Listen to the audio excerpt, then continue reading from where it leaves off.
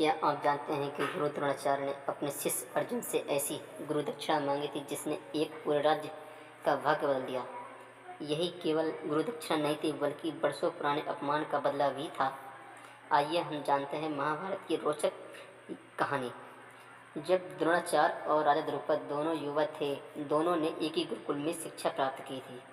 उस समय द्रुपद और गुरु द्रोणाचार्य से कहा, जब मैं राजा बनूंगा तब मेरे आधा राज्य तुम्हारा होगा।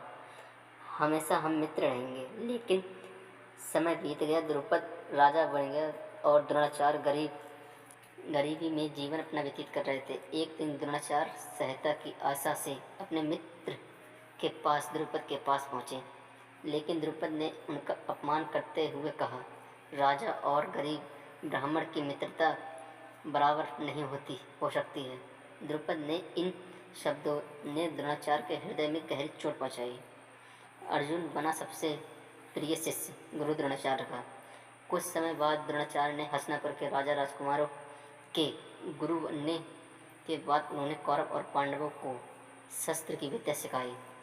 इन सभी शिष्यों में अर्जुन एक सर्वशक्तिशाली प्रतिभाशाली था।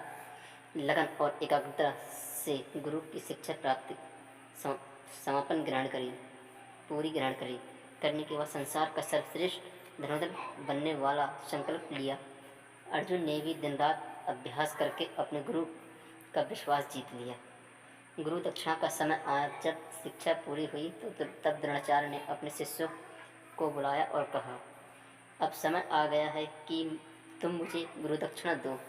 राजकुमार उत्साहित थे कि गुरु दक्षिणा में क्या मांगेंगे। तब द्रोणाचार्य ने कहा, मैं चाहता हूँ कि मेरी पंचाल नरेश द्रुपद को पराजित करके मेरे सामने बंदी बना लाओ।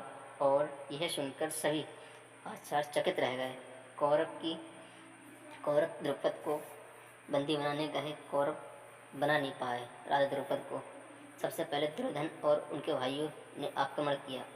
द्रुपद पे अपने बल और सेना पर बहुत गर्व था, लेकिन द्रुपद एक शक्तिशाली राजा थे।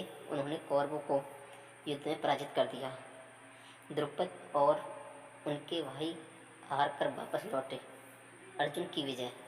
अब द्रोणाचार्य ने अर्जुन और पांडवों को भेजा। अर्जुन ने अपनी अद्भुत धनुर्धर विद्या का प्रदर्शन किया।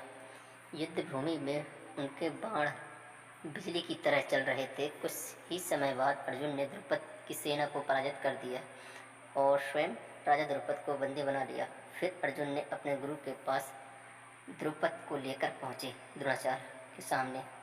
द्रोणाचार्य ने कहा, तुमने कहा था कि मित्र बराबरी वालों में मित्रता होती है। आज मैंने तुम्हें पराजित कर दिया और आधा राज जीत लिया, आधा तुम्हें वापस कर दिया।